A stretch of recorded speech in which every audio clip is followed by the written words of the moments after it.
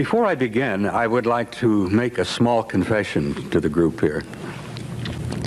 I've been involved in one way or another with this subject for over 30 years. But about 6 months ago, maybe 8 months ago, I was about ready to pack it all in, walk away from the subject, just say to hell with it and not ever get involved with it again. And the reason for that was that having been involved with a number of different organizations over the years and done a lot of research both in the military and outside of the military, I had reached a point where I was just up to here with all of the fighting, the rock throwing, the name calling, the brickbats, the mudslinging that goes on in UFO research. And many of you who have been involved in that know exactly what I'm talking about. We apparently have been our own worst enemies over the years. Not only do we have to deal with all of the lies and the cheating from our government, but we haven't made it easier for ourselves with all this name calling going on for a long time. And I got so fed up with it. Excuse me. I also got a little fed up with the fact that all of the years that I had been trying to discuss this subject seriously with a lot of people, I was not enthused, I was not impressed at all with the response from the American public. And I got a little bitter about it, and I got a little cynical about it, and I got to the point thinking to myself, damn it, if they don't really care, if they're not really interested, why the hell should I worry about it so much? Why should I work so hard and strive so desperately to bring some of this information out? Well, fortunately, my attitude changed, partly because I was successful in a lawsuit that I was involved with. For those of you who may not know anything about me, I retired from the military in '76. I immediately began to work for Tucson and Pima County as an emergency services plans and operations officer, and for the last 8 years worked for the Pima County Sheriff's Department in that same capacity. And in 1990, my boss retired from his job. I and 70 other applicants applied for the position. We went through the entire hiring process according to all of the statutes, all of the rules. And I ended up number 2 on the list, and a good friend of mine came out number 1. Well, Karen, number 1, turned the job down, and they should have offered the job to me. Fully qualified, fully trained, all of the certification necessary. Federal Emergency Management Agency, FEMA certification, graduation of all kinds of schools and courses, and they didn't let me have the job. Didn't offer me the job. Never gave me any excuse and reasons as to why. It came to be that we found out when I brought about legal action against the sheriff that his main issue with me, his main reason for denying me the position of emergency services manager was that I was interested and involved with UFO research. And the state investigators, the city investigators, the county investigators, civil rights people, all of them looked at that and said, what the hell does that have to do with this? Here's probably one of the most qualified people we've got. You're denying him the position because he's been involved and interested in UFO research. Well, it all came to push come to shove. I ended up filing a grievance, and I filed a charge. And then I finally got myself an attorney, and we went to court. And it took 2 long years. And I've equated it with the Korean War and the Vietnamese War because the toll upon me and Cecilia was very much like a war. We had to take out a second mortgage on our house. We had to borrow money, to hire a good attorney, to sue the Pima County Sheriff, who was the chief law enforcement officer in Tucson and Pima County, for violating the law.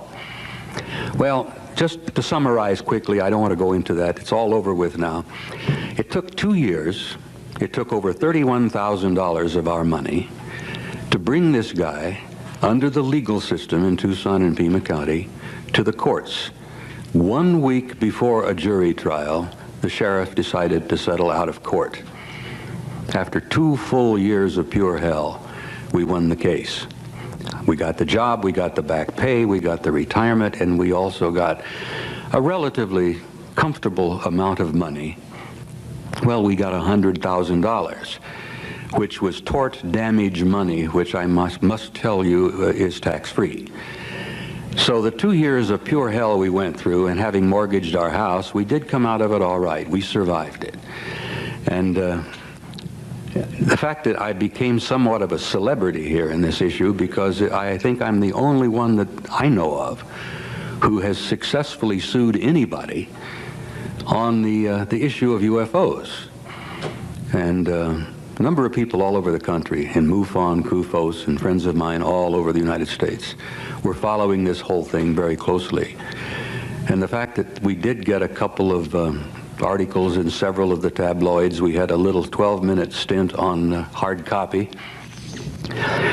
The interest of the case was pretty interesting all over the country. There are a lot of people following this. But I must tell you, and I'm pleased to share with you, that we did win the thing. We did prevail. We made an issue of it, and I'm delighted that we made some progress here, because hopefully in the few years ahead there will be some hesitancy on the part of certain other bureaucratic people to let an issue like this come as far as it did with me, that they denied me. Well, thank you.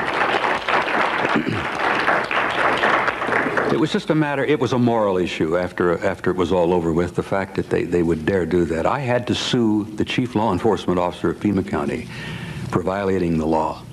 And then I had to stand back and watch him for 2 years use the county attorney to defend him for violating the law. And then they did that with taxpayers' money. And that really frosted me. Being an old infantryman, that really brought me to the bar. And I'm delighted to tell you that we did win, and I want to share that with you and then go on. Anyhow, about 6-8 months ago, I was ready to walk away from this thing because of that issue and a number of other ones. But I had just completed a 6-week tour in Europe.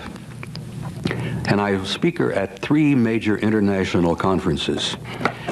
And I met literally hundreds and hundreds of people, researchers, bona fide, reliable, intelligent, serious UFO researchers.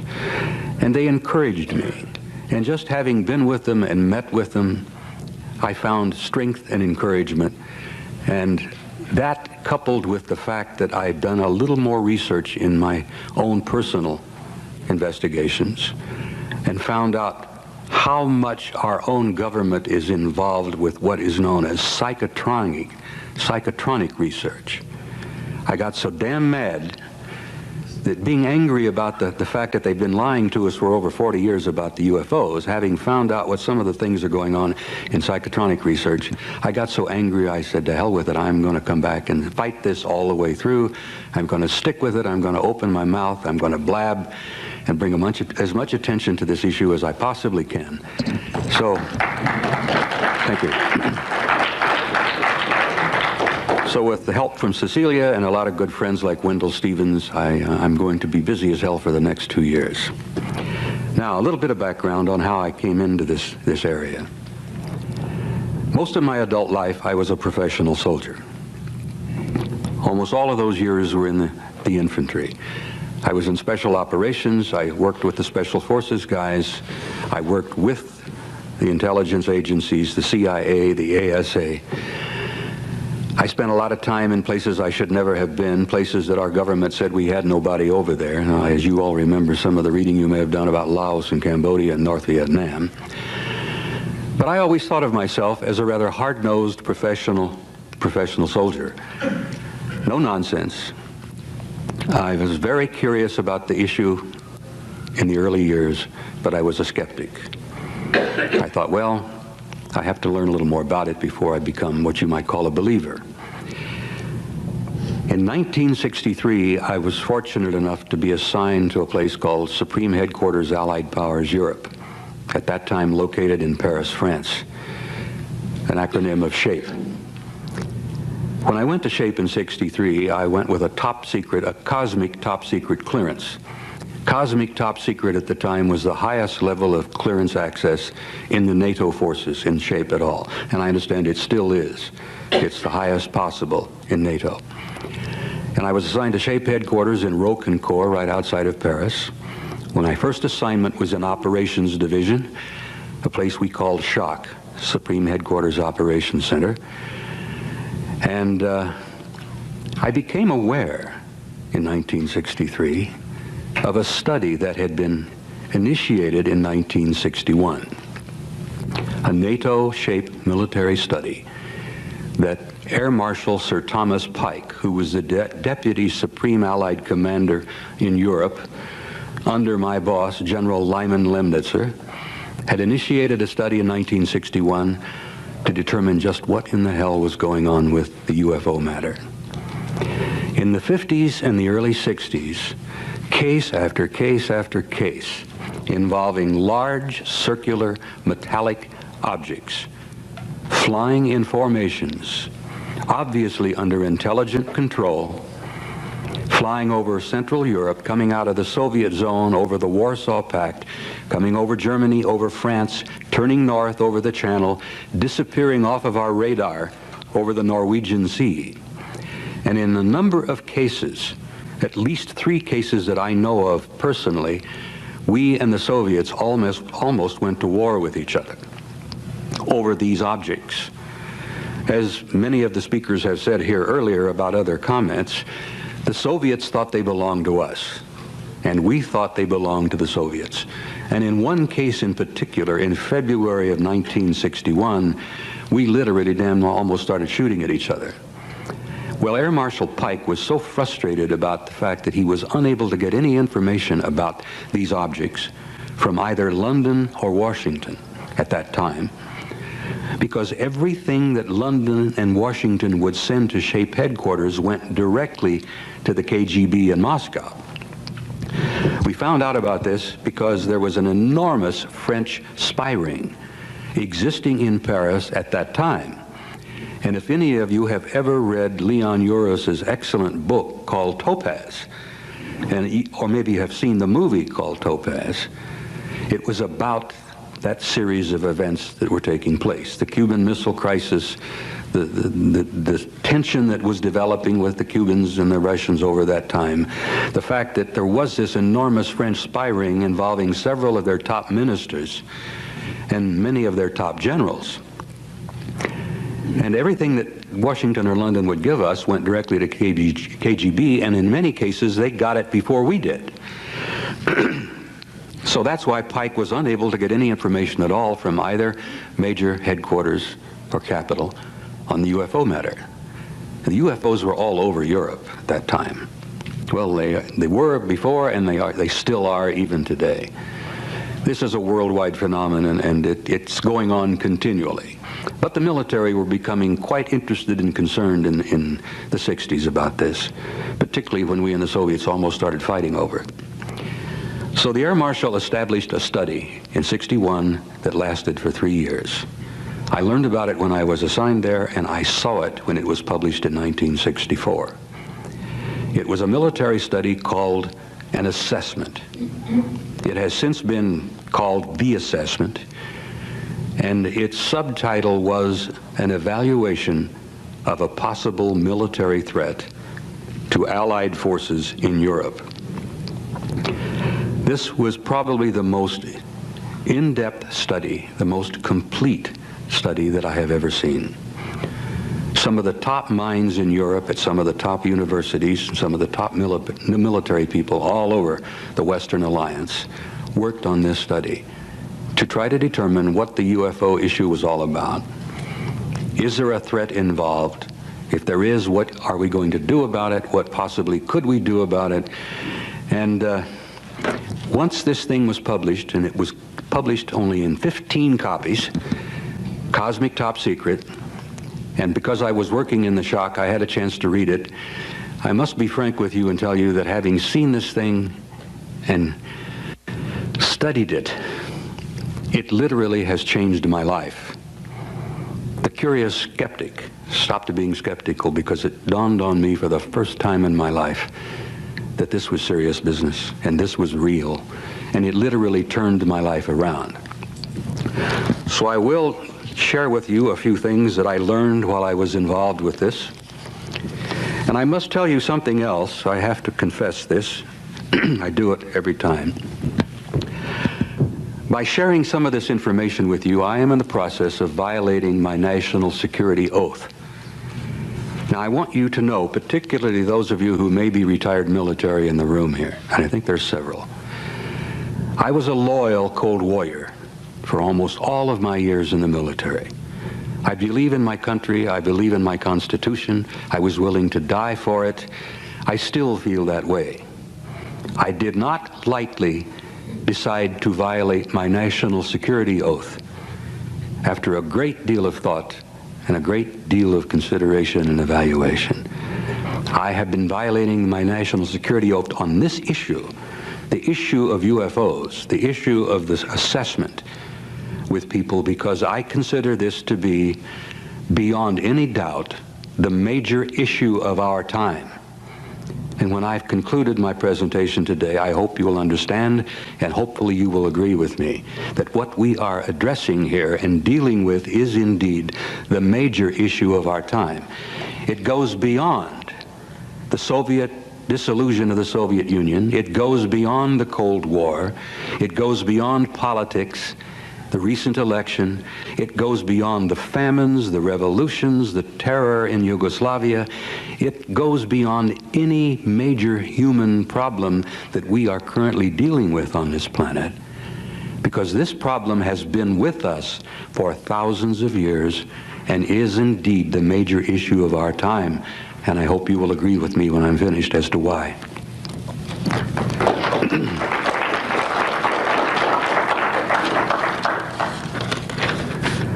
The assessment was about 1.5 inches, maybe 1.75 inches thick.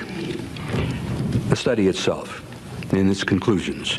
It was supported by approximately 8 inches of annexes, supporting documents, supporting studies, supporting research. There were annexes on radar and electromagnetic effects. There was an annex on optical and light analysis. A beautiful annex on photographic and holographic analysis. There was historical research and evidence. They went to some of the top people in England at Oxford and Cambridge on the historical evidence. There was metallurgical and technical analysis. There were atmospheric physics studies, biological analysis, and autopsies. The 3 issues that I thought of at the time of being the most important were the psychological studies and the impact upon the human race, sociological effects and implications, and probably what I have considered to be the most important annex and study of all in terms of its effect upon the world population is the theological implications and impact. As I told you, when I got a chance to see this thing, it's a wonder that I didn't get arrested, and it's a wonder they didn't pull my clearance, because every time I was in duty in shock, I'd pull it out of the vault and read it. Now, if any of you have been involved in military assignments and research, you know that we have created for ourselves over the years a literal nightmare of security, security operations, classifications, cover-up, secrets. We've made an absolute jungle out of it. The Cold War was the original reason we did this, and we established procedures that the American people today, if they knew the whole story of what the security apparatus in the United States military and in the United States government were doing to them and to their so-called constitutional guarantees, they'd be rioting in the streets. The Defense Intelligence Agency and every one of the, I think maybe at least 24 major security organizations in our government concluded that beyond the shadow of a doubt, this secret must be kept not only from the American people, but from the world population at large. And as a result of that decision, they have created a worldwide conspiracy among governments to keep the lid on this secret. Now, let me share with you what some of the 4 major conclusions of the assessment were in 1964, and consider those bits of information with what you've already learned in your own research and studies, and what's been brought out in films and UFO conferences over the last 10, 15 years. In 1964, they had determined, at least this is in the NATO study, and I know for a fact that this is the conclusions that had been reached by our own military as early as 1949. Number 1, the planet Earth is and has been the subject of an extensive, massive, a very thorough and detailed study by several extraterrestrial civilizations.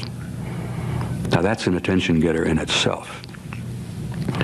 Number 2, these civilizations have demonstrated an extremely advanced technology, possibly hundreds or even thousands of years beyond our own. It gets better. There seems to be a process or a plan of some kind unfolding. The studies indicated and demonstrated that a development of some kind of program was underway.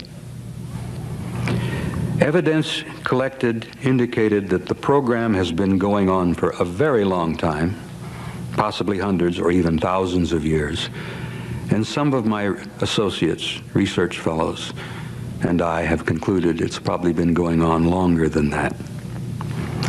The study concluded that there did not appear to be a major military threat involved in 1964. That if they, whoever they are, were malevolent or hostile, there was absolutely nothing we could do, because the level of technology that had been demonstrated was so far beyond anything we had in 1964 that we felt that if they were hostile or malevolent, the game was up. It was all over with. Now, I think you can understand what kind of an impact this kind of information had on me as a young professional career soldier.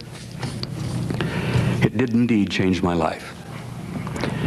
It changed my life so much that from that point on, I became an avid UFO researcher. I read everything I could get.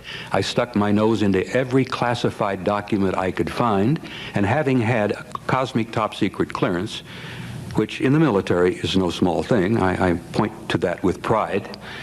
You have to walk the thin line to get a cosmic top secret clearance. But I stuck my nose into everything I could find for the next 30 years. And I retired in the military in 1976. And as you probably well know, at that point I lost many of my access. I lost my clearance, I lost my connections, I lost access to a lot of my friends, but I have established over the years, like many professionals, what we call the old boy network. I still have a lot of old cronies and friends who still serve in positions of importance and sensitivity in the government. I have friends that are working at Langley. I have friends that are lurking. That's a good slip there, yeah. They are lurking and working at Fort Meade, where the super secret ASA, National Security Agency, as we say jokingly, no such agency, that's what the NSA stands for. And I still keep in touch with many of these people, and I still learn information from time to time. And this last year, Cecilia and I went to visit Michael in Dusseldorf, Michael Hesseman, and we took a few days off and drove over to Belgium, and then we went down to SHAPE headquarters, to the new SHAPE headquarters, which I helped establish in 1967. So I keep my fingers in, I try to keep my connections open, and I try to keep learning. But I've devoted 30 years of my life to putting together what I call a synthesis. This synthesis is the major piece of the book that I am in the process of writing, which I've been writing for 10 years now. I've been telling myself I either have to put up or shut up. It's time to write it, publish it, or stop talking about it. I have made a synthesis over the years, and you all know, I'm sure, what that word means. It means bringing together an extreme variety of assorted pieces and bits of information from all kinds of sources. And it was what I was trained to do in the military, to sift, to evaluate, to consider, to review, and try to come up with a conclusion of what's going on. My 30-year synthesis, which I hope to publish later this summer, this coming year, I have reached conclusions that many of my friends consider earth-shaking. Many of my deeply religious fundamentalist friends say I am doing the work of the devil. But I want you to share with me what I have concluded, not only from the study in 1964, the assessment, but what I have learned or what I have concluded to be happening in the 30 years since. Now, I want you to bear in mind that I am not proselytizing here. I'm not on a crusade, and I'm not trying to change your lives. I'm simply trying to stimulate your curiosity and intelligence enough to do your own research. I have always considered to be curiosity as one of the primary requirements for intelligence. The higher level of intelligence, the more curious you are. It was one of the reasons why I became so depressed over the years when the average American out there didn't seem to really be interested that much in what we were talking about. And I got a little depressed about it. But I've gone beyond that now. Anyhow, I must tell you that I have reached some conclusions that I must tell you I share with people who I respect. Many of you are aware, I'm sure, of the monumental work that Zecharia Sitchin has done. The incredible books that he's written called The Earth Chronicles, The 12th Planet, The Stairway to Heaven, and 3 or 4 others. I have concluded in my 30 years of research that the human race is indeed a hybrid race. The evidence is literally overwhelming. And if you dig into it and you study it and you evaluate it seriously, you reach the same conclusions. Every major religious philosophy in our history, on every part of this planet, whether it's in Europe, whether it's Christianity, whether it's Buddhism, whether it's Hinduism, every major human religious endeavor has told the basic same story. The human race is a hybrid race. We have been created here. We were seeded here. And we have been genetically manipulated here from the very beginning of our recorded history. And that genetic manipulation has never ceased. It is still going on, as Cecilia likes to say, even as we speak. So, I reached that conclusion, and I will not argue with anybody about it. I simply say to you, look at the evidence. I am a student of history. I studied theology. I studied philosophy. I became interested many, many years ago when it dawned on me that much of the Bhagavad Gita was in detail specifically identical to much of the Sermon on the Mount. The teachings of the carpenter from Galilee are almost identical to the teachings of Krishna, the great Hindu leader of the Hindu faith. And I think from what they've been able to piece together, Krishna's period of time was roughly 1,000 or 2,000 years before Christ was born. The point I'm making here is that every major religious philosophy on this planet tells us identically the same story. And you have to look at the evidence to see it. I will just quickly touch upon the fact, and in chapter 6, I think, in the book of Genesis, there are people, there are entities. In the old Hebrew, they called them Elohim. It's a translation roughly meaning those who came down from above. It was mistranslated over the years as the sons of the gods. But the Elohim in the book of Genesis are saying, and this is a quote, "Let us, plural, create man in our, plural, image." And when I was a boy, I used to ask my preacher, I used to go to Sunday school, my goodness, what does that mean? And it was amazing how many times most of the preachers would say, we'll discuss that later. Or they didn't have an answer for you. I always wondered about that passage in the book of Genesis. Let us create man in our image. Who are they? Who are the plurals? You know, I was told by the preacher that we were all created by God. Well, I began digging and digging and digging, and I was a very nasty little student. I never accepted a lot of their answers. And I have to share this quickly with you. My wife was also thrown out of the church a few years ago for taking on the Vatican and the Catholic hierarchy about the same kind of issues. And I'm very proud of her for that. Anyhow, where am I here? All right. The human race is a hybrid. We have been seeded here. The evidence is overwhelming, and I refer you to Sitchin's work. And in my book, which is coming out this summer, I have about a 10-page bibliography of other works that you can research and find out what I'm talking to you about. Apparently, this seems to be what has happened.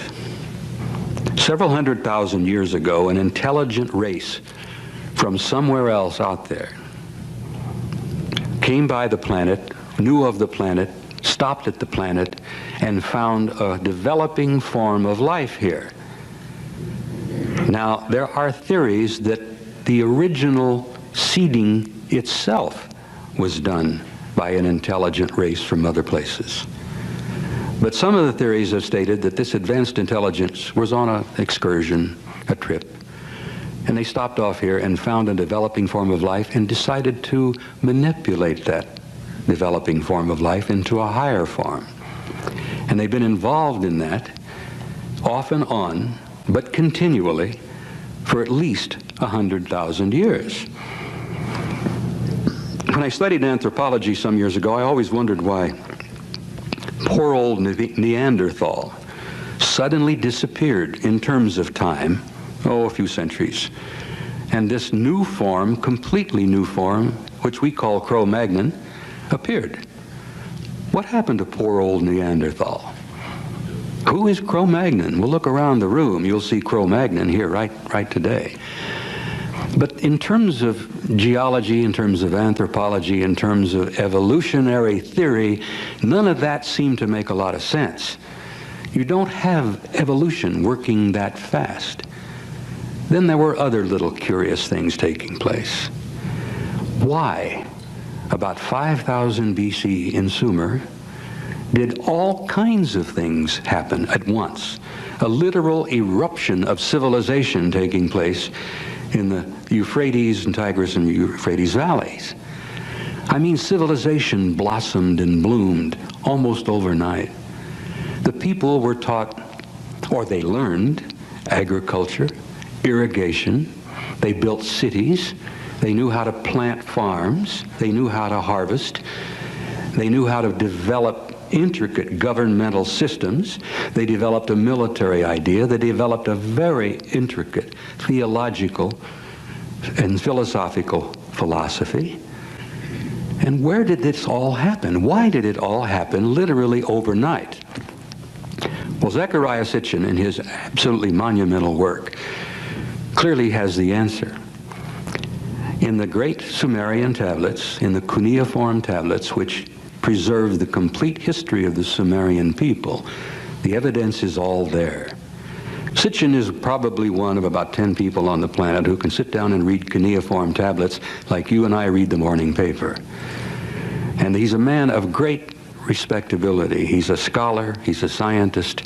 No one wants to argue with Zecharia.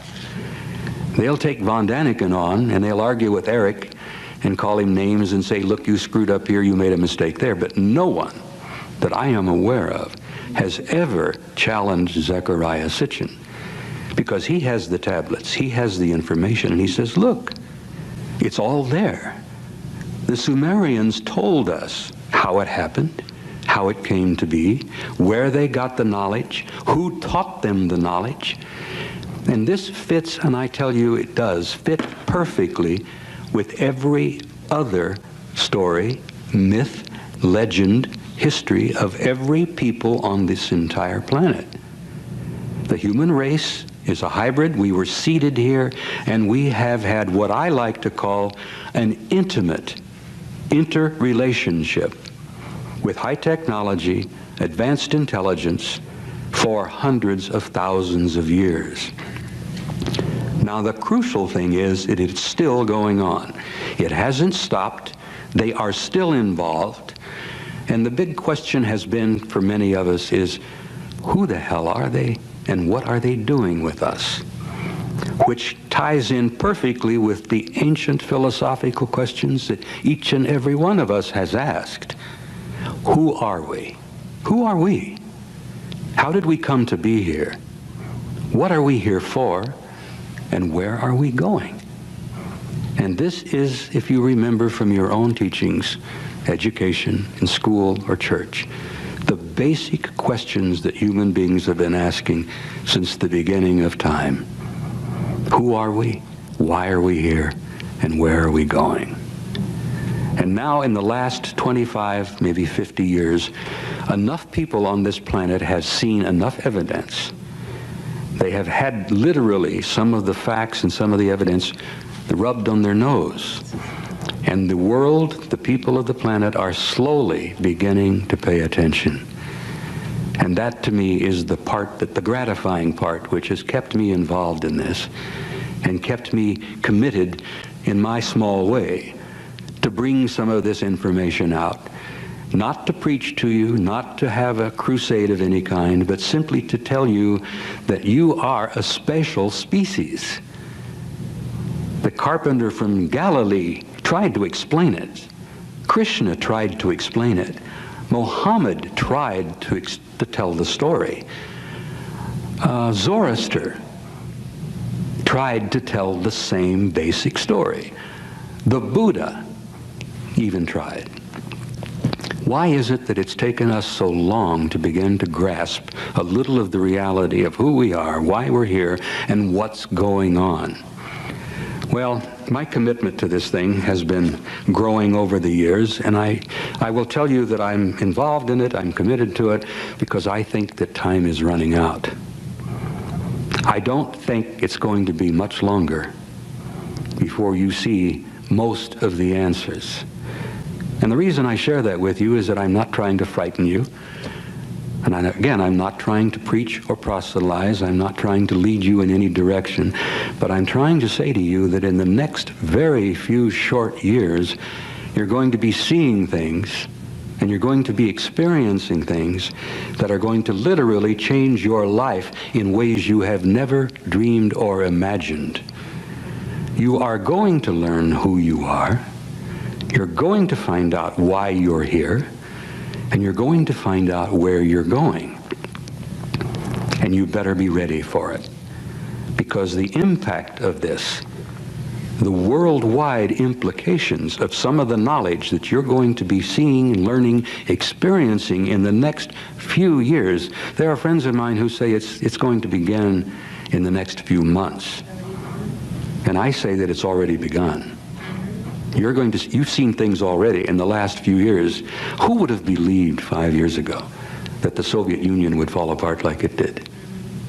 Who would have believed all of the things that have been going on in the last few years?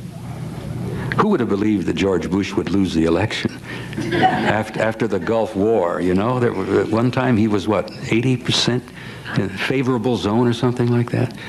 And then old George lost it by a landslide. I mean, we're experiencing things even right now that are mind-boggling. And you look in the morning paper and you think, my God, what's next? Well, I'll share with you a few of the things that I've concluded are happening.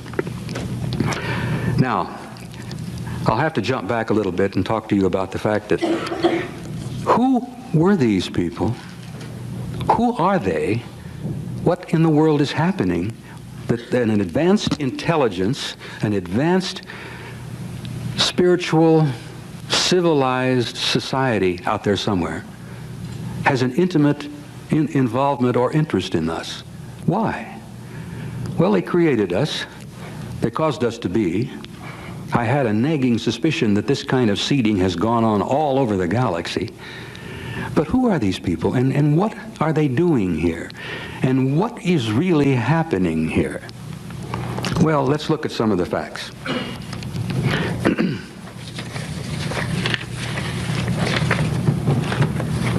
I got so much material here, I have to apologize with you that I could go on for about 4 or 5 hours, and I've done that a time or two. I think I talked for 3.5 in Dallas. When I left the service in 1976, the United States government knew for a fact that there were 4 separate, highly developed, high-technology extraterrestrial civilizations intimately involved with us. 4. Now that was in 1976. That was a modest evaluation, we have learned. We have learned over the years that there is probably 50 or more, and some estimates have carried it up to 100. And I've heard Wendell discuss, he said, my God, some of the facts and the stuff I've heard, we may be being visited by thousands of people out there. Different groups from different places. That the universe is literally teeming with intelligent life. And that we are not, at the moment, a part of it. Here we are on a little third-rate planet circling around a second-rate sun on the edge of our own galaxy. And you know how many years we've been thinking to ourselves that we are God's prime creation. We're it. There's nothing else. You know, just a few short years ago, we thought that the universe, the solar system, all of it circled around the planet Earth. They even burned a couple of good men. Bruno was put to the stake because he insisted that the Earth went around the sun. And I understand just recently that the Vatican has just now reprieved him, or what did they call it? They have exonerated him. They've looked at the trial and said, well, gee, we screwed that one up. Poor old Bruno was right, and we're sorry. Well, I'm sure Bruno appreciates that now. What, 400 years, is it? 300 at least. Galileo recanted just to save his life, but Galileo knew the truth. He was recently rehabilitated by the church. Was he really? Yes. Wonderful. I'm delighted. I'm sure Galileo appreciates that. Anyhow, I throw this out just as a little bit of humor here to show you how slowly it's been, how many years it's taken us to work our way out of some of these primitive views. And I have something to share with you here to show you that not all of us have reached that level yet. A shocking thing happened to me just recently. Anyhow, in 1976, we knew of 4. Friends of mine in Langley have told me that we know of at least a dozen, perhaps 20. The estimates that I learned in Europe from people who've been deeply involved and bona fide researchers say it's well over 100 that are here, that are coming and going. Now, some of them are not coming and going. Some of them are here and have been here and are staying here. In 1976, we knew, and this is one of the things that really upset the generals, we knew that one of those groups looked exactly like we do. I mean exactly. They could put on a coat and a tie, a dress, a suit, sit next to you in a restaurant, sit next to you in an airplane, and you would never know. You would never know. And if you don't think that bothered the professional military people who are primarily paranoid, because we're trained to be. And I tell you from my own experience, we were trained to be paranoid. It was the nature of our business, and I think Graham will agree with me here. I know Wendell will, that the military point of view is a paranoid point of view. The idea that there was an intelligent, high technology, high civilization from somewhere else here in our midst drove them up the wall.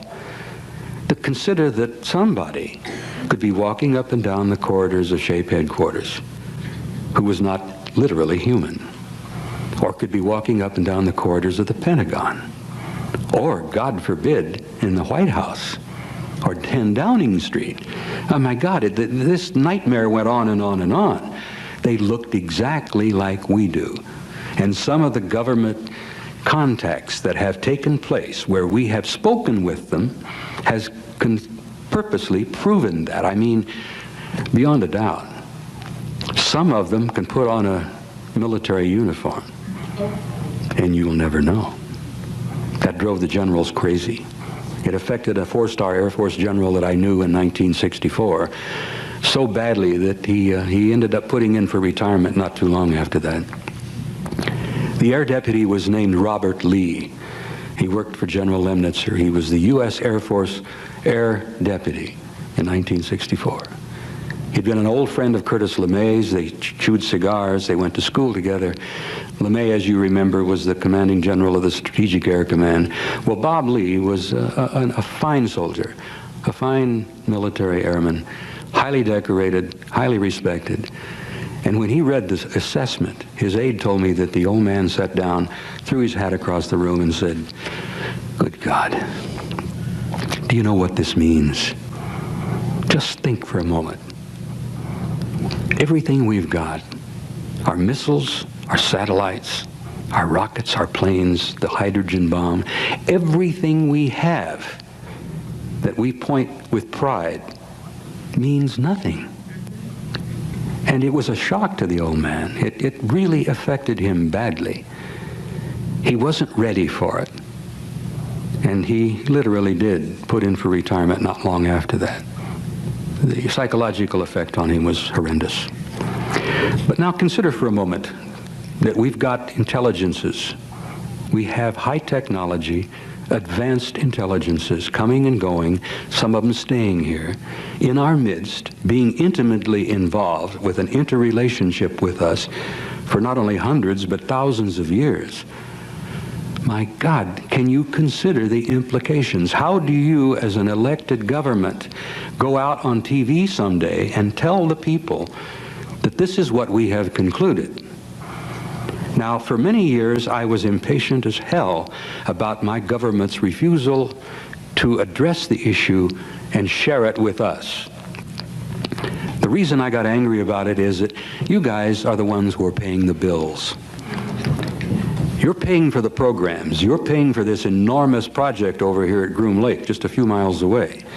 If you knew how much you were paying for that, you'd have a fit.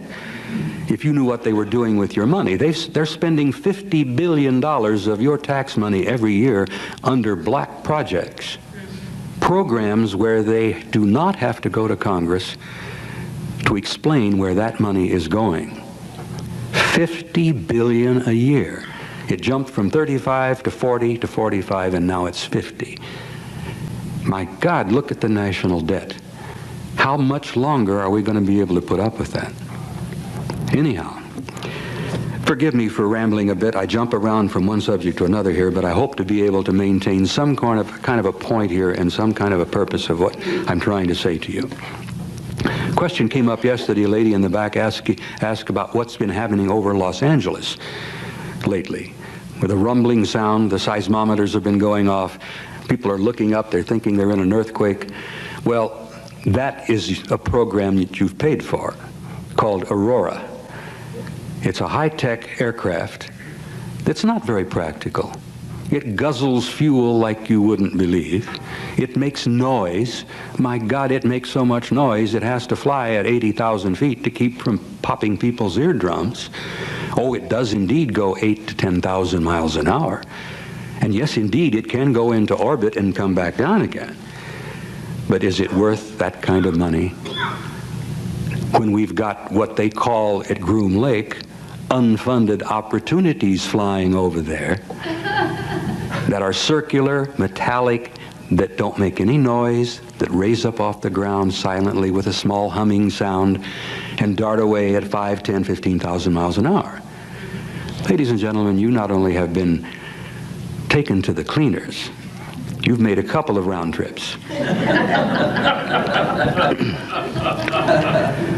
Now, just a few short years ago, NASA, who is another big government agency that lies through its teeth to us, this lying has become almost institutionalized, and I tell you that from the inside. I was a part of it for a long time. I was trained to be a liar. I was trained to not divulge truths. And it's gotten so bad in Washington that there are some people in the Pentagon who I'm afraid don't even know how to tell the truth. There are easier ways, they say.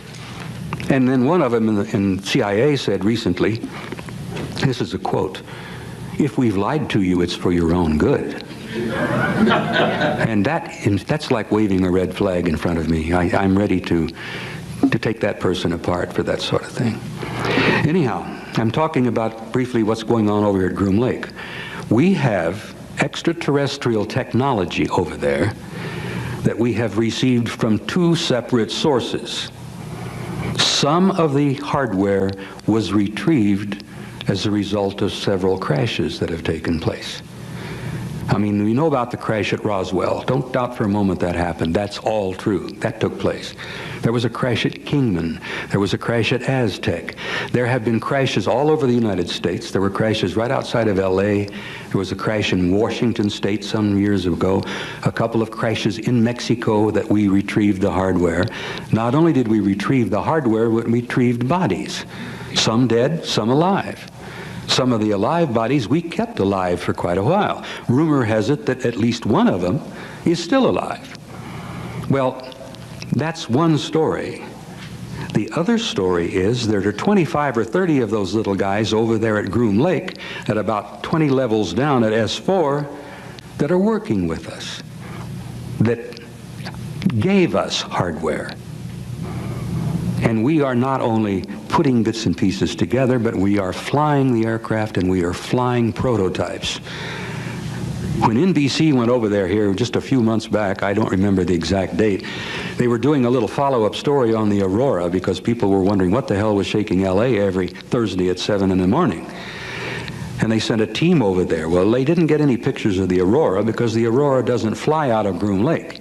It flies out of another base about 100 miles northwest of Groom Lake, beyond Tonopah. But what they did while they were over there is they got some incredible pictures, and the NBC reporter with this camera set up there says, my God, what we seem to be seeing here is something that apparently is violating all of the known laws of physics, like a UFO. And there that little Gomer is on the film, circular. The blow-up showed it to be somewhat metallic.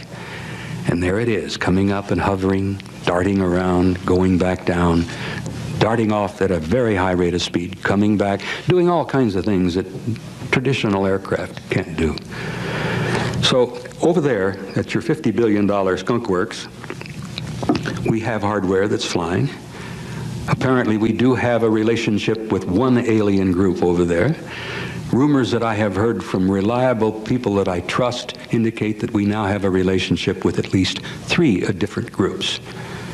Not only the one that looks like us, but the big-nosed guys and the little grays. And this thing gets curiouser and curiouser, as Alice in Wonderland said. What is our government up to? What kind of involvement do they really have with alien intelligence? And why is it important that we pay attention and try to get a handle on what's going on here? Now, I'm going to tell you that I feel that within the next few months, there's going to be a major flap. I've shared this with Don, a few other people. I've been putting bits and pieces of information together from a variety of sources, and I think we're going to have a major UFO flap in this country, probably in the southwest. Very much like the Belgian flap and very much like the Hudson Valley affair a few years ago, where we're going to be seeing large triangular-shaped, boomerang-shaped, massive objects 300 and 500 feet across, slowly flying across the skies of the American Southwest at low altitude with no noise. And these objects are going to be enormous, and they're going to be flying in daylight, not at night, in daylight, and you're going to be seeing them. And then right after that, your government, the one you love and trust, is going to say, we have some information to share with you. And they're going to tell you a little bit about why they've lied to you for so much, for so long, and how they tried to protect you because they determined that you were not able or ready to deal with this information. Well, I disagree with that. I strongly and violently disagree with that. We're not sheep. They're treating us like that, but we're not. We're the sheep that are paying the damn bills. We have a right to know these things, and ladies and gentlemen, to use a military term, we have a need to know. Not only do we have a right to know because we're paying for much of it, but we have a need to know because the things that are going to be happening that are going to change your life and change your world in a way that you will never imagine are going to be happening soon. I say very soon. I hate to be a prophet. I hate to say it's going to happen like some of the fundamentalists, whatever They call it the rapture or something. No, I can't, I won't get into that. I will, hopefully, not tread on some toes when I tell you that every major philosophy, every major religious philosophy from the beginning of our time has been given to us, has been seeded here, and has been manipulated by our higher advanced intelligence. And yes, good Christians, the carpenter from Nazareth is a part of the program. He was and he is. And I say that in that term, and many of you who are avid churchgoers, I think, know what I'm talking about. The rumors, the stories, the predictions, the prophecies that you're going to see him return the same way he left, I think, are all going to take place. And I think that's going to shake up the world. It's going to shake up the Vatican. It's going to shake up every major religious organized church on this planet. I have to tell you about this bumper sticker that we've seen in Tucson that we all love. JC is returning, and boy is he pissed. And I like that. It appeals to my black sense of humor. But I think in a sense, in some form, in some way, that's telling the truth. And you know what's interesting to me is that I've discussed this with Hindus, Buddhists, Jews. I've discussed this with Jesuits of the Catholic Church who agree with me. Have you ever wondered why the church went back on its promise and never let you know about the prophecies from Fatima that they promised in 1960 to release to the whole world? Now, I don't know how many of you in the room may be good Catholics, and I'm not trying not to hurt your feelings, but if you are, your church let you down in 1960 because the Pope looked at him and says, oh, no way are we going to let this out. Why? Because the predictions from the little girls, from the beautiful lady at Fatima, were basically what I'm talking to you about right now. The events that are going to be taking place, the earth-shaking things that are going to be happening, that are going to change your life and change your view of the world and the universe more than you've ever grasped. Ladies and gentlemen, you are, and I say this with certainty, and those of you who've done your own homework know that I'm speaking the truth. You are immortal beings. What is sitting in those chairs out there are indeed containers, temporary suits of clothes. That you essentially are an immortal, intelligent life form, an energy life form that does not die.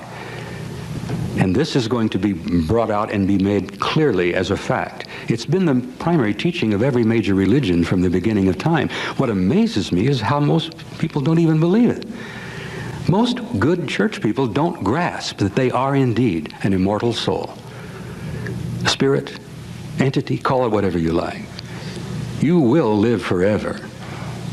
And I'm convinced that you've been here before many, many times, and you'll probably come back again.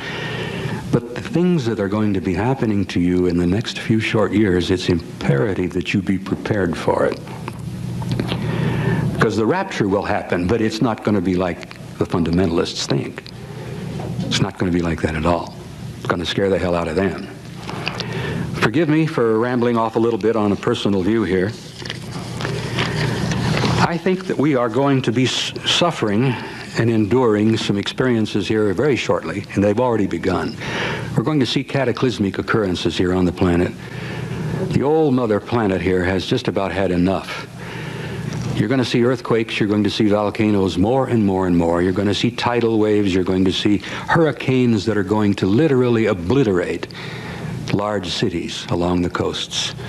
You're going to have cases where the cities will disappear beneath the sea.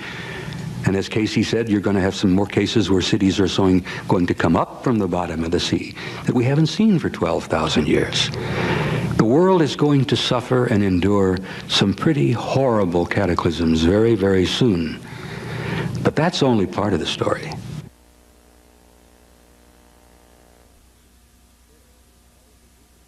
What's going to happen from out there when all of the visitors, at least a great number of them, are going to drop down some fine day and say, hi, We're here, and we've been here for a long time, but we think it's time now that you understand it. Every major serious researcher in this field has reached these same conclusions, and I'm pleased to find one of the most respected lady that I admire, by the name of Edith Fiore, sitting in the audience right here, who's written some of the most beautiful studies and books that's brought some of this information out. And I strongly recommend that you pay attention to anything that she might share with you during this conference. But we are dealing with the major issue of our time. Every major myth and legend that we have been taught over the years is more than likely true. The stories we've been told by organized structures and religions and governments and politicians are primarily myths and legends. You are more important than you realize. You are an everlasting, immortal life form with intelligence, with a curiosity, with not only the right to know, but a need to know some of the information that I've shared with you.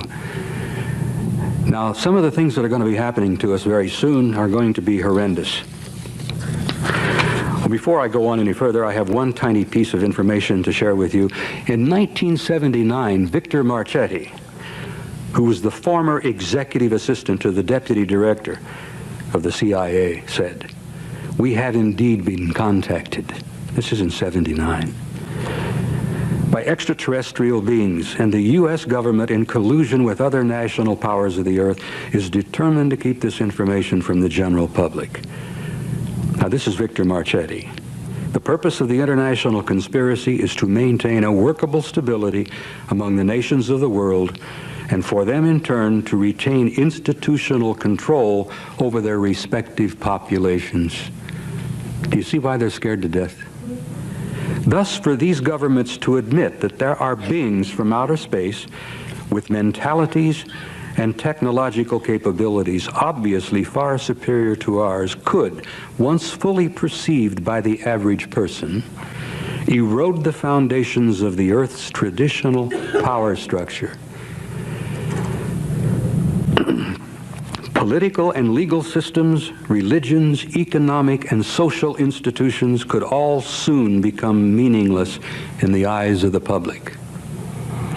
The national oligarchical establishments, even civilization as we know it, could collapse into anarchy. Such extreme conclusions are not necessarily valid, but they probably accurately reflect the fears of the ruling classes of most major nations, whose leaders, particularly those in the intelligence business, have always advocated excessive government secrecy as being necessary to preserve national security." Now, a lot of you may know of Marchetti's statement. I like to quote it because I think it ties in perfectly with everything else we've been talking about. "The reason they have kept the lid on it for so long was not just the Cold War. The reason they've kept the lid on it is because once they realized themselves the full implications of what was happening, not one group, not four groups, not even a dozen separate groups, but we got hundreds of advanced intelligences here, intimately involved with us, having an intimate interrelationship with the entire human population of this planet. How do your governments tell you that? How do they say, first of all, we've been lying to you for 40 years. Secondly, what's going to happen you can't deal with. I understand their problem, but I don't have that much sympathy for them, because they've created their own nightmare, and if they had shared some of this information with us openly and fairly, slowly and gently over the years, most of us would be more than ready to deal with it and take our places with them in dealing with this realization and this reality. I'm old-fashioned, people. I believe in my Constitution, and I believe that the American people are sovereign. That's what the hell this was all about 200 years ago. We are supposed to be sovereign. We run the government. We make the decisions. We select our leaders. They are answerable to us. Well, they've forgotten that. Most of the people in the intelligence business were never elected. No one decided to give them these jobs. Most of them were appointed.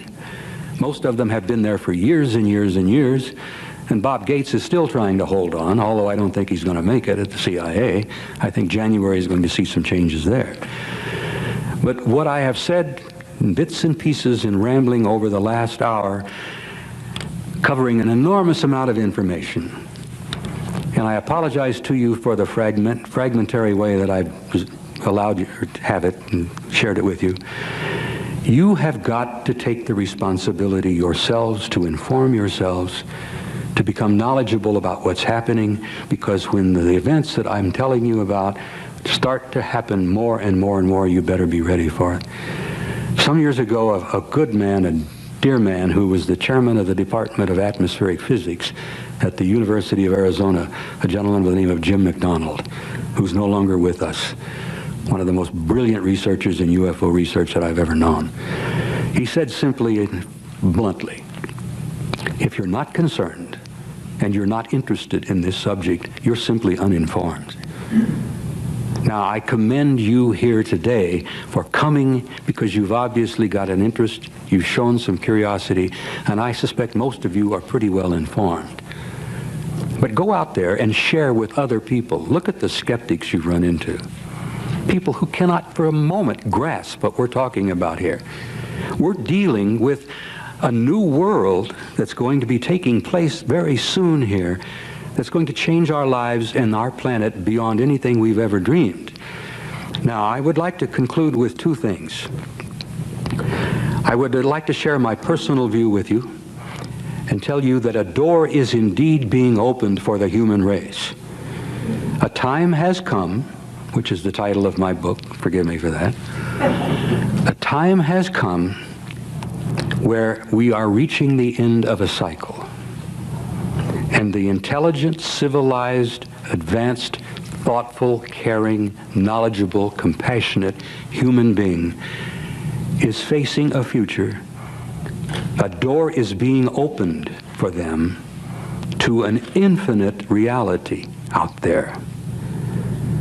And we have got to be prepared to go through that door. And we're not ready yet. NASA decided just a few short years ago, from estimates mind you, that there are 400 billion stars in our galaxy alone. Now, you know what our galaxy's like, that big spinning wheel. Looks like a lot the Andromeda galaxy.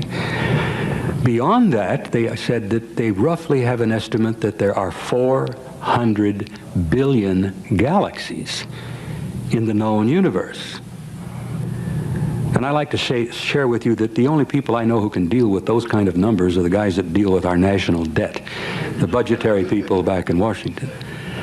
But beyond those two figures of 400 billion stars and 400 billion galaxies, they have said at the modest minimum, we estimate that there are probably 100 million planets with intelligent life out there. And now, think about it for a moment. When I have my slideshow, and there won't be time here today, maybe some other time while this conference is on, I have photographs that are literally stunning, mind-boggling photographs taken through the great telescopes of those galaxies and those stars. 100 million planets with intelligent life. How many of those are well beyond us? Can you imagine what a planet with intelligence that's 1,000, 100,000, 1,000,000 years ahead of us in science? We would think of them as gods, would we not? If they come here and show themselves and interrelate with us, our ancestors did. They called them gods. And those guys out there aren't really wanting that. They don't want us to look upon them as gods. They want us to look upon them as fellow citizens in a vast, vast community of life.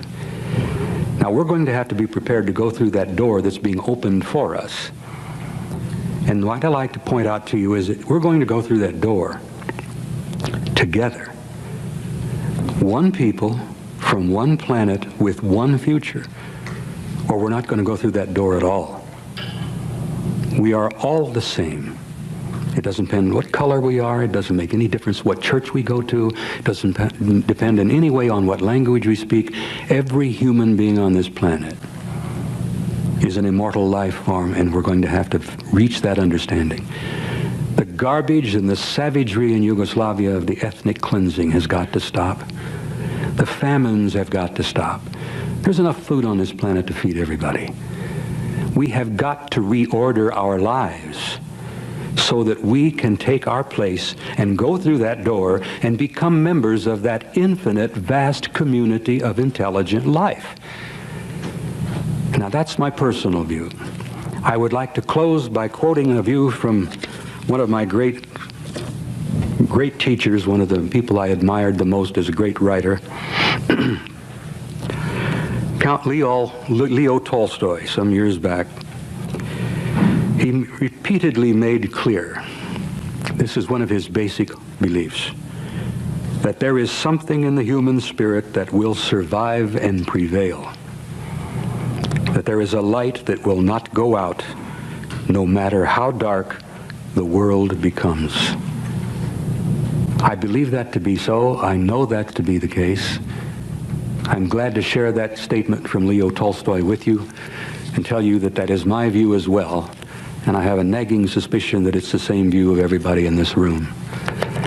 Again, I ask your forgiveness and for allowing me to be up here and to ramble a bit and jump around here and there, because there's so damn much material, it's hard to know just how to get it out. But in conclusion, I would like to say I want to thank you for the time. I want to thank you for being here and sharing a few moments with me. And I would like to throw it open for any comments or questions. Yes? My question is that, well, in general, I'm frustrated by your speech. I think you're a great philosopher and a great prophet, but you told us that you worked between 64 and 76 for NATO under General Lyman Lenin, sir. No. You didn't? I want to correct if I made a misstatement there. I worked at SHAPE headquarters from 1963 to 1967. Okay. And I left SHAPE. I helped move the headquarters from Rocancourt outside of Paris up to Brussels. You worked in SHAPE? You worked in SHAPE in general. And you had access to this paper, the assessment of the possible threat to military position in Europe and so on, which changed your life.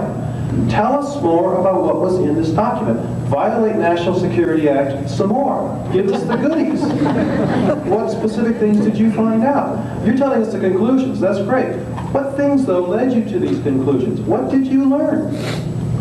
To spill the beans. I know what you want, Eric. I know you want the whole nitty-gritty here, and I don't think there's really time to give it all out. I did not bring the... Let me make a point clear here. If I had copied the document, which I was tempted at one point to do, I'd have probably been now living at a place called Fort Leavenworth, Kansas, the Army Disciplinary Barracks, which is a top prison there.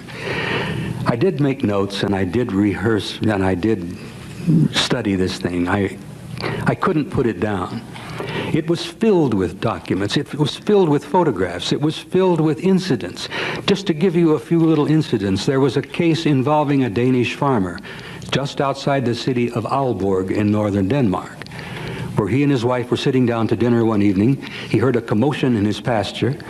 He went to the door. I can just see him with the bib around his neck, with maybe a chicken bone in his hand, looking out the door, and he saw a silvery, disc-shaped object, about 35 feet in diameter, about 10 feet thick, sitting in his pasture. As he stood there, a door opened, a ramp came down, and two human beings came down the ramp, smiled at him and his wife, raised their hands, and invited him aboard in perfect Danish. The old man went aboard. The wife is still standing there with her mouth hanging open. The ramp goes up, the door closes, off the object goes. It was gone for an hour.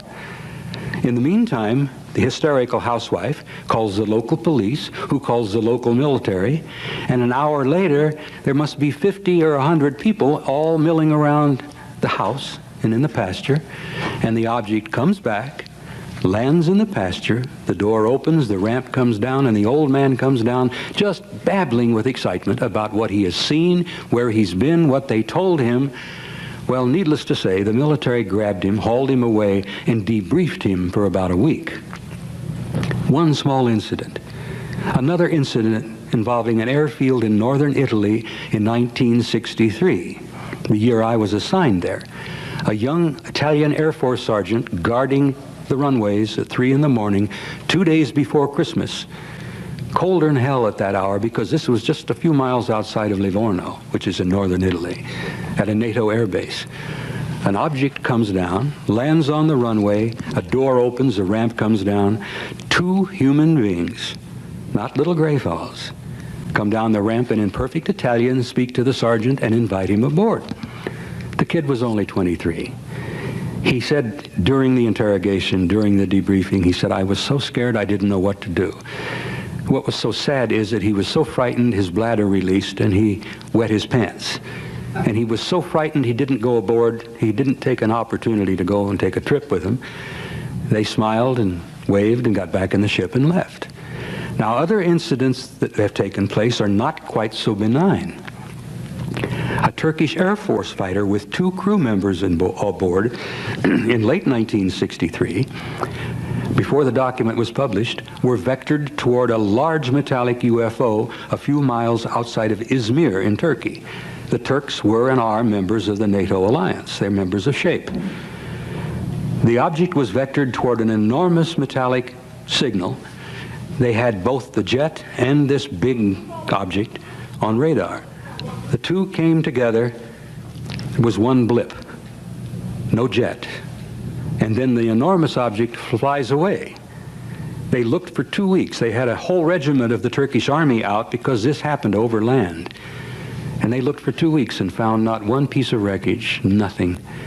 No plane, no pilots, nothing. The plane's gone. As far as I know, it never came back. That the document was stuffed with stuff like that. There was a crash in northern Germany, which Michael Hesseman has expressed a lot of interest in, where he's really trying to dig into it and see what can be learned. This happened in, I think, '62. I've got my notes that indicate when this happened. A large 30-meter metallic disc crashed in northern Germany right near the Baltic. And when they got on board, the British Engineer Battalion that salvaged it found 12 small gray bodies. I've seen photographs of some of the autopsies. I've seen pictures of the bodies on the stretchers when they were taking them out of the machine. The British Engineer Battalion figured out how to get that enormous object, 30 meters, is over 90 feet. They took it apart like pieces of a pie and hauled them away on lowboys. That was in the study. The study was stuffed with information like that. The annexes that supported the conclusions of the main document. It goes on and on and on. And, you know, as I said, they knew back then that there were 4 different groups, and one looked like us. They knew the little grays were around. They knew there was one group of grays that were larger, that had large noses, like the ones that apparently landed at Holloman Air Force Base. And Air Force friends of mine told me that that's no joke. That really did happen, and they do have it on film. You see, I could go on and on and on this, but it's not, I must be honest with you and tell you that I have learned things over the years and concluded things, and as a result of my synthesis, that make these specific little stories and facts somewhat meaningless. Eric, I no longer collect photos, I no longer collect landing reports, I no longer collect landing imprints, I no longer interview people who had sightings. I'm interested in people who have been abducted. I'm interested in the mutilations. There are channelers that say these things. They don't have any basis. You do. We need to hear that basis. Eric, I'm working on that. This last trip to Europe, I spent almost a week with Timothy Good, and many of you who are UFO researchers know who Tim is. He's a most reputable, very reliable, very intelligent young man. Young, he's 50, but he's still young in my view.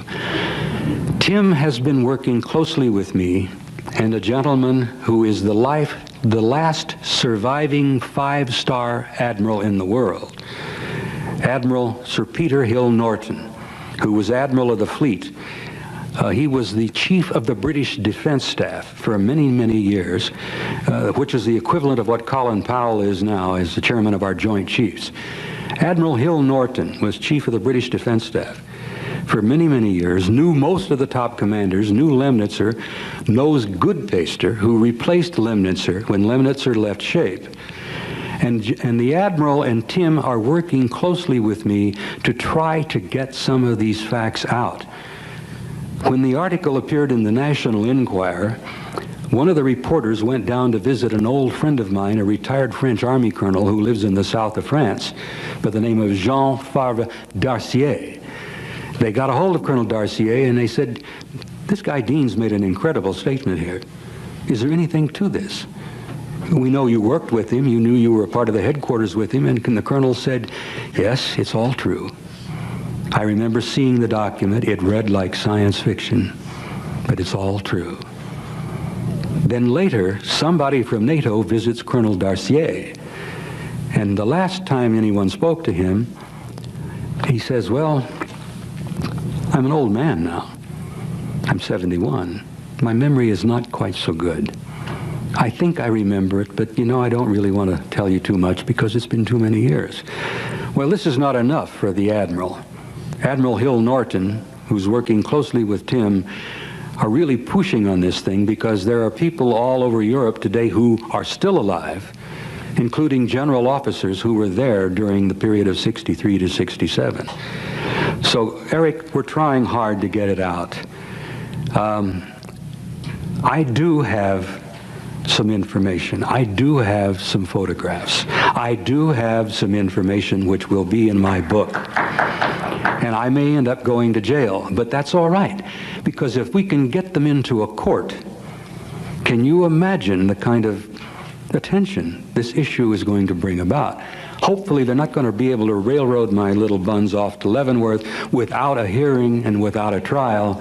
And if we can succeed in doing that, I will feel that my life has been halfway worthwhile. Go to jail, and we'll get out there and we'll sell them any copies. Good. Will you bring me a gift or two from time to time, you know? Okay.